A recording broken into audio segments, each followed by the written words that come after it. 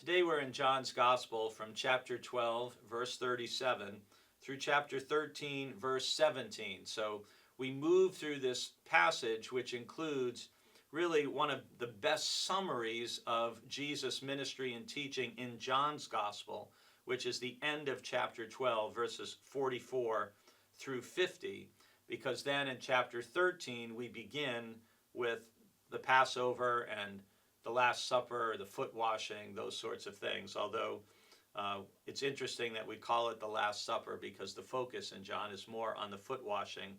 But I want to back up to that little section at the end of chapter 12 with the summary of Jesus' teaching, and especially verse 47, where Jesus says, "I do not judge anyone who hears my words and does not keep them, for I came not to judge the world, but to save the world." I think some of us who are Christians may have grown up hearing about Jesus judging us. And it's interesting that in this particular verse, Jesus says, "I came not to judge the world, but to save the world." And as a pastor and as a Christian, part of what this says to me is, what kind of faith am I articulating? What kind of faith am I sharing with other people? Is it a faith that clearly describes and portrays Jesus as coming to save the world rather than coming to judge or to condemn the world? And this is a consistent theme in John's Gospel. Back in John chapter 3, we shared John 3:16, which is so familiar about God so loving the world that he gave his only son, etc.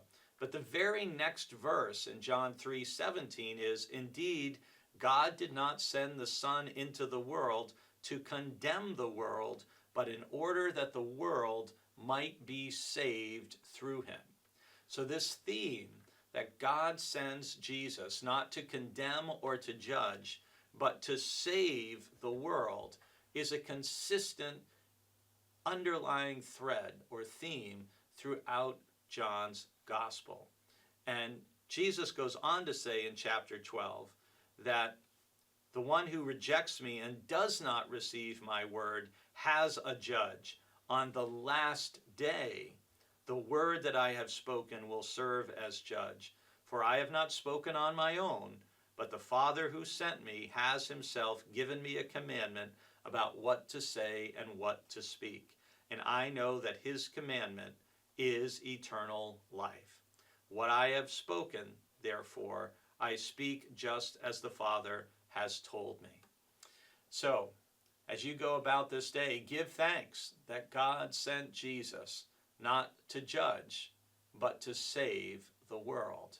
And let others know that salvation, that free gift, is available to them.